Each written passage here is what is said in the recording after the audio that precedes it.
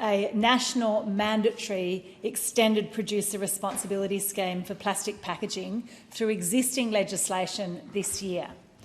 Curtin and McKellar sit on opposite sides of the continent, one in Perth and one in Sydney, with a whole country between us. But we've come together because our communities are telling us the same thing, that Australia has a plastics problem, that we've waited far too long to fix it, and that they want national action this year. Now, I want to begin not in this chamber, but on a beach in my electorate. A few weeks ago, I joined volunteers for a clean-up at beautiful City Beach. In less than 2 hours, we recovered the most plastic we've ever collected in a beach clean-up. 60 plastic bottle tops, 2.9 kilograms of plastic bottles, 3.6 kilograms of general plastic, and nearly 500 cigarette butts, which are also made of plastic and take up to 30 years to break down. Now, that morning was a small window onto a national problem. Australia is among the highest users of single-use plastic in the world, around 147 kilograms per person every year, and we recycle just 14% of it. The rest goes to landfill. It leaches into our waterways and breaks down into the microplastics now found in our food, in our water and in our bodies. The data backs up what we saw in the sand. Clean Up Australia's most recent litter report found plastic accounted for 81% of all litter counted across our streets, parks, bushland and waterways. It was the #1 litter item in the country. But that same report tells us something hopeful, because it shows us what works.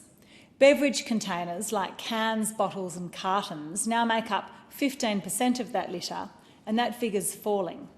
Why? Because containers are the one part of our packaging system already covered by a producer responsibility model, container deposit schemes, now operating in every state and territory. So we have the proof of concept. We've run the experiment and it works. So why are we still waiting to apply it to our plastic packaging? Well, since 1999, Australia has relied on a voluntary, industry-led model for packaging. Of the national packaging targets set in 2018, we missed every single one, most strikingly on plastic, where just 20% was recycled or composted against a target of 70%. And our packaging consumption is only projected to keep going. Meanwhile, the cost of managing that waste falls on households, who pay an estimated $70 to $95 a year through their rates and levies, while the producers who put the packaging on the market bear none of the responsibility for it. Good intentions without infrastructure or enforceability are simply not enough. The plan the member for McKellar and I have developed sets out a practical path.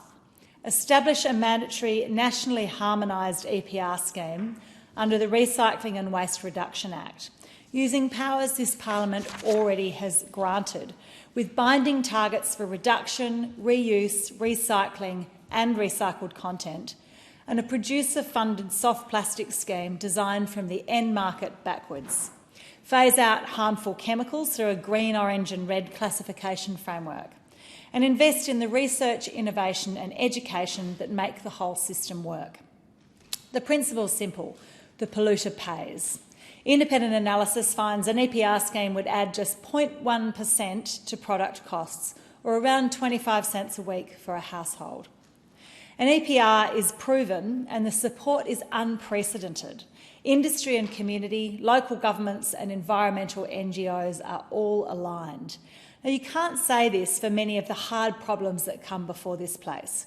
We usually have to choose between what's popular, what's workable, what's effective. Here, for once, all three point in the same direction. And that's precisely why delay is so dangerous. Windows like this do not stay open.